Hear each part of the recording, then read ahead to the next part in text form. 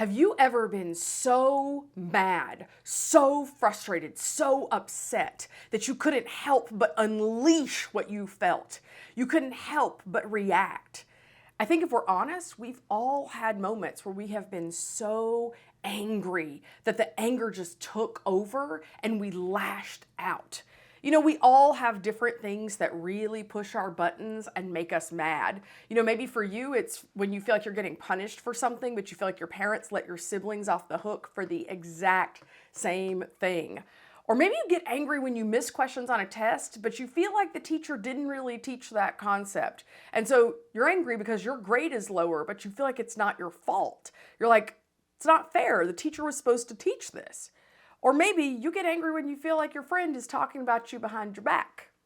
Or for you, maybe anger comes from feeling like you're not getting what's fair, or that someone else should be getting some consequence. They should be getting what they deserve and they didn't get that. You know, whatever the reason is for our anger, we can easily find ourselves being ruled by our anger, where it seems to direct how we think and how we interact with others. When we feel anger like this, we typically respond in one of a couple ways. You know, one way, kind of probably the most obvious, is we respond to anger outwardly. And you can easily see when someone is outwardly angry. They lose their temper, they scream, they yell, they get loud, they might punch something or slam a door or get super physical. When you're angry outwardly, everyone knows it. You show what you are feeling to everyone around you. This is what violence most often looks like in our world, as these outward expressions of anger. But there are other times when you're angry and that anger can just be turned inward. You know, you don't necessarily raise your voice, you're not yelling, you're not exploding, but everybody around you still knows that you're angry. But this sort of anger is silence. It's cut off. It's closing people out, cutting them out. Your anger might not be loud, but you're cutting yourself off from other people, maybe giving them the silent treatment, tells them that you are angry. Sometimes you might feel an anger that we are going to refer to as protective anger. And protective anger is tricky because it's anger for the right reasons. And protective anger can be shown outwardly. It can also be shown inwardly. It's anger that something is wrong or evil or unfair in the world. And you see things happening around you, and it just stirs up this sense inside you that this is not right. You want to do something, say something to make it right.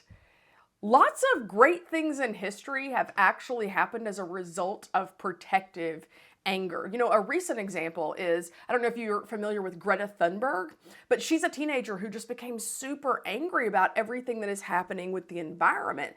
And that led her through this sort of protective anger, this anger that wants justice, that wants things to be right in the world. It led her to become an activist for climate change. And so that's a really productive outcome of protective anger. You know, you might have even experienced protective anger yourself if you see somebody being bullied either online or in person, where you have this immediate sense of like, this is not right.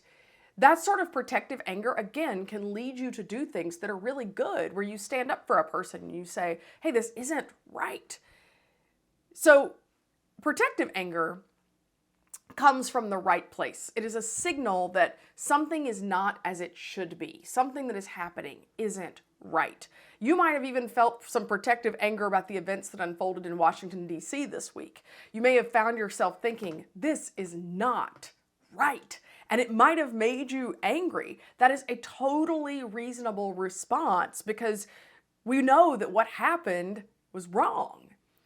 And so here's what I think is so important to understand about this conversation. Feeling angry is not wrong. It's not wrong.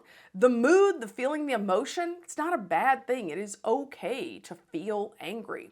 But when it starts to control us, it has the potential to do more harm than good. When anger is what's steering our behavior, it can be very destructive to our relationships.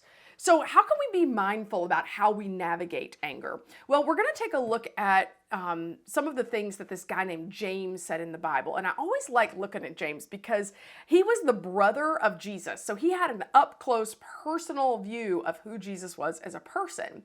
And so I think we can really trust the things that James says. And so in what we're going to read today, which comes from the book of James, James is writing to some of the Christians in his time that were spread out over this particular region. And he's encouraging them to live out what they learned from following Jesus. And in this particular message, he addresses something that I think that can help us understand how we handle our anger. And so if you want to follow along, this is in James chapter 3, verses 13 through 16. He begins, "Who is wise and understanding among you? Let them show it by their good life, by deeds done in humility that come from wisdom. But if you harbor bitter envy and selfish ambition in your hearts, do not boast about it or deny the truth. Such wisdom does not come from heaven, but it is earthly, unspiritual, and demonic. For where you have envy and selfish ambition, there you find disorder and every evil practice." So I want us to break down that because that was a lot, right? So James starts with this question: who is wise and understanding among you? You may have heard that word wise before. To be wise is different from being smart. You earn wisdom from experience. If you're wise, you take what you've experienced and you learn from it. Wisdom also learns from the experience of other people. So James asks his audience to consider, which of you are wise? Which one of them is going to learn from the things that they have experienced or learn from other people's experiences and then choose to live differently going forward? James started by saying that we can show that we are wise by how we live.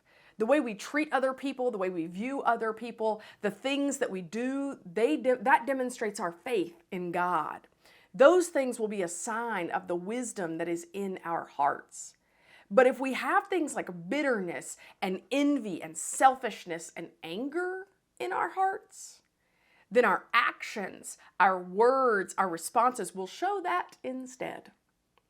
Any place in our hearts that is filled with those things, well, that's where James says you're going to find disorder and evil. And if we allow those things to exist in our hearts, they come out in our lives as various forms of anger. And that can have the potential to cause a lot of hurt to others and to ourselves. So again, anger in and of itself is not bad. It's okay to feel angry, but it's what we do with it that has the potential to be very harmful. When it comes to anger, you have a choice. You know, we can choose to have reasons. We're always going to have reasons to get angry. But when we're faced with anger, we can control how we handle it and how we choose to respond to it. Are we going to let our anger stew and fester inside of us? Or are we going to let our anger determine our behavior? And I don't know about you, but I don't want to be totally driven by anger all the time. I frankly just don't want to be angry all the time. Because when anger is ruling us, we tend to become very destructive with the relationships in our lives. If you feel that way too, then I want you to take a look at one of the things that James has to say. This is in James chapter 4, verse 1. James continues, he says, "What is causing the quarrels and the fights among you?" What's causing the conflict between you and other people? Don't they come from the evil desires at war within you? James wants us to know that if we want to keep anger from being the boss of us, if we want to keep anger from dictating our behavior, we need to understand where it comes from. We have to get to the source. And according to him, that source is inside of us. In James's words, the anger starts with the evil desires at war within us. Now that's some dramatic language. But I think that what James is saying can be summarized this way. Our anger is about not getting what we want. these evil desires at war within us. That's really just, I want to get what I want. It's about selfish and jealous and bitter feelings when life doesn't go the way we want it to. When life doesn't go the way we think it should, then what tends to happen is we tend to start to throw these temper tantrums inside, and it is all about one thing: control.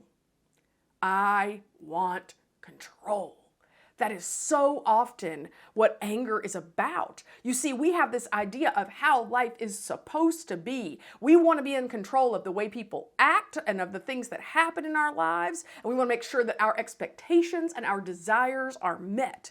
But as you and I both know, as much as we want that, that's not the way it goes, right? And I've been there. I have gone through periods of my life where I really just wanted to be in control. And man, is it hard to accept that for so many things, we're not. We're not in control. Our desires are not always going to be met. People aren't always going to act the way that we think they should act. Life is not always going to happen the way we want it to happen. And when it doesn't, that can make us super angry. Angry at the people around us, angry at our circumstances, angry at ourselves, and maybe even angry at God. And as James said, those feelings can damage relationships. They can lead us to fights and quarrels, and let's be honest, a whole lot of other negative things. If you need some examples, there are plenty around about what happens when we don't manage our anger. When we let our anger control what we do, what we say, how we act, it destroys our relationships. But remember what we said last week? Jesus offers us a better way. He offers us freedom from letting our feelings control our behavior. He offers us a way to manage our big feelings. That's what we talked about last week at Edge Remix. Our anger doesn't have to drive our behavior. So you might be thinking, well, that's easy for you to say, JT, but when I feel angry, I am just like unleashing that feeling on other people. And to be honest, it feels good to let it out. And I get that. I totally get that. We all fall into that trap of letting our anger control us from time to time. But I do think that there are ways that we can manage these big feelings and not let them control our lives. And here's where I think we can start. So I'm gonna give you a couple of tips. First one, when you start to feel super angry, pause. Just pause and take a deep breath. And slow down. Don't let the intensity of the feeling control you. You don't have to respond to everything that makes you mad. Just pausing to slow down can help you be thoughtful about how you respond so that your actions don't become destructive. Another thing we can do is be honest with ourselves about why we're angry. In order to understand our anger, we have to be honest about where it's coming from, where it's really coming from. What is it that is just setting us off? What's making us so angry? Ask yourself, am I disappointed because I'm not getting what I want? Is that what's making me angry? Or is this a response to something not being right in the world? And then talk to God about the reasons for your anger. Invite Him into what you're feeling. We don't need to keep our anger from God. Just like we said last week, He can handle all of our big feelings, and He can help transform our hearts when we bring those feelings to Him. So when we take a step back and we pause, we take a deep breath, and when we're honest with our feelings, and also when we take responsibility for how we react when we're angry, what we're doing in those moments is we're choosing to be wise with our anger. We're choosing to look at what's going on inside of us, like James said, and make changes going forward.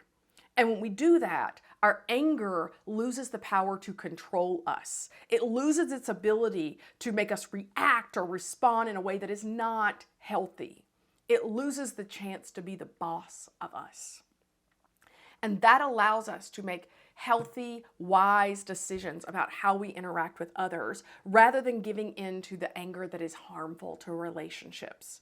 My hope for you is that you will be a people that are not ruled by anger, but that you are ruled by wisdom and a spirit of justice and love, not anger. Love you guys.